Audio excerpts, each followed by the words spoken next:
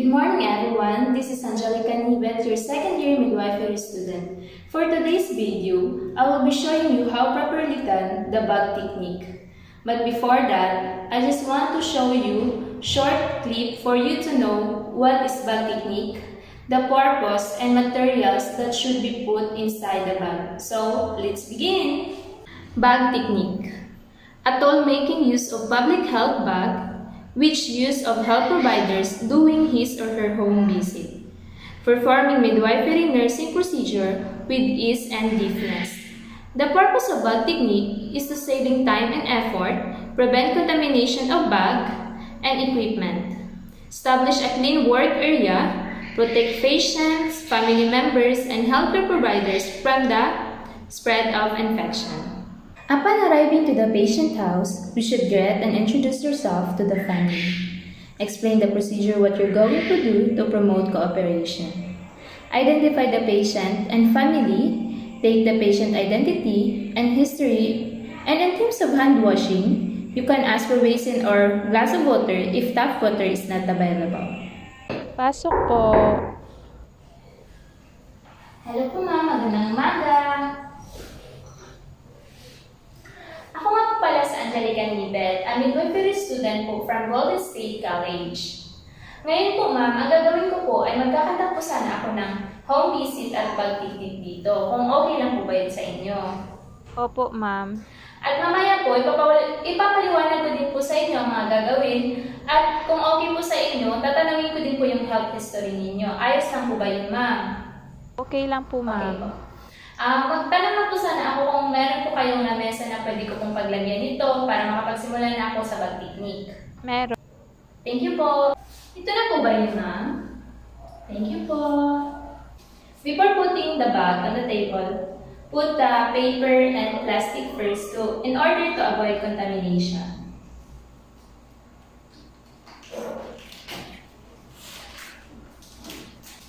After the plastic, put paper lining, but I use Manila paper.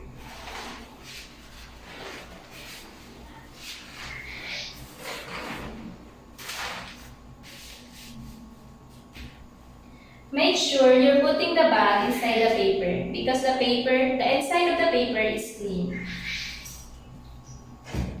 And make sure the strap of your bag is underneath in the bag.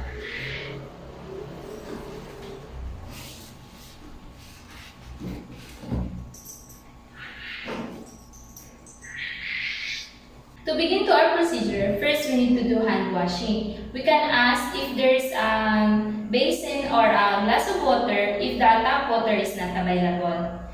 Before that, we need to open our bag to take out the soft end towel.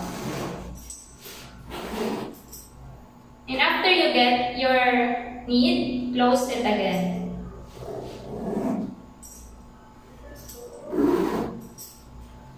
So, let's do hand washing.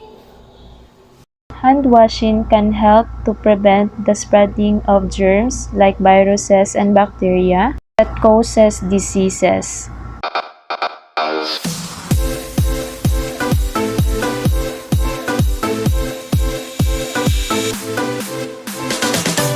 After doing the hand washing, we need to put our soap and towel to the side of the table.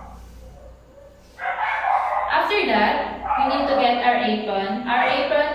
The reason of wearing apron is to protect us from dirt. Open our bag. Get our apron.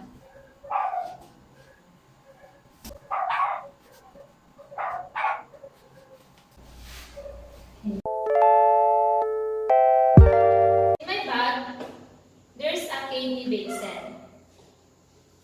Kidney basin is used when we are performing dressing or cleaning the patient wounds. This is where we put our medical waste. Next is betadine. The first aid solution is an antiseptic and disinfectant agent used for the treatment and prevention of infection and wounds. Alcohol 70% solution. Used for sanitation and prevent bacterial skin infection from minor cut or scrapes.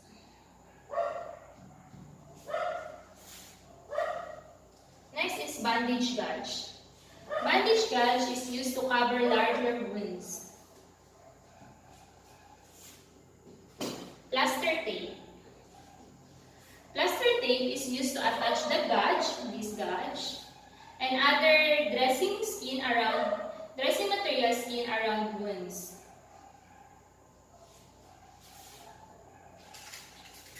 And next, there's a syringe in my bag.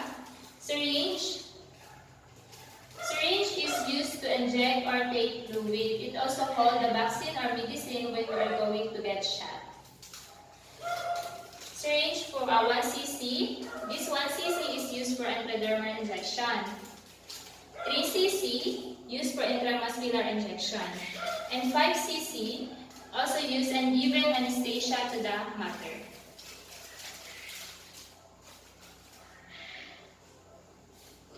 Next is thermometer. Thermometer is used for measuring the patient temperature if there's a fever. Next is tape measurement, used to get the ponton height measurement of pregnant women. Next is cotton balls. These cotton balls is used for cleaning the minor cuts and stopping the blood from injection. Next is surgical gloves. These surgical gloves is protective barriers to prevent the possible transmission of disease between healthcare professional and patient during surgical procedure. So I have a forceps, bandage scissors or bandage forceps. This bandage scissor is used for cutting gauge, this bandage gauge or plaster tape. Also of the baby. Needle forceps or needle holder. This needle holder or forceps is hold needle when surgerying for closing the wound and surgical procedure. So that's all. Also, I have a BP apparatus. This is sphygmomanometer used for measuring the blood pressure. And this is stethoscope used for listening that produce within our body, like our hearts and lungs. And for the BP apparatus and stethoscope are carried separately and are never placed inside the bag to avoid contamination. It can be placed outside the bag. If your bag has a toe place, you can put it to another zipper. So after we put out all the necessary materials that we should use for the specific treatment for our patient, we need to close our bag to avoid contamination inside.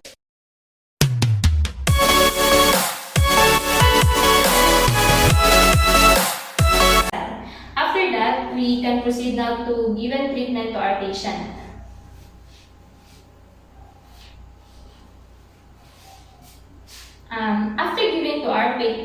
After giving treatment to our patient, all the materials that we should clean it with a 70% solution alcohol, and all the medical waste that we use for our patient, like dressing her wounds, we should discard it and throw it to the trash can. After that, we need to perform hand washing.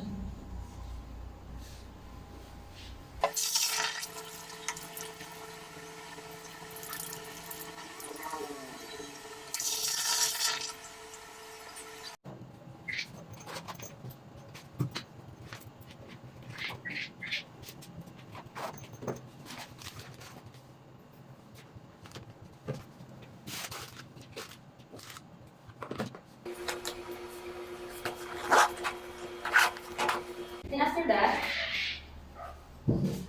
and discard this. Throw it to the trash can. Also better to bring it with you to avoid contamination in the house of our patient. after that, we need to take the record and have talk with the patient, write down all the necessary data that were gathered and observed, give instruction for the care of patient, and lastly, make appointment for the next visit.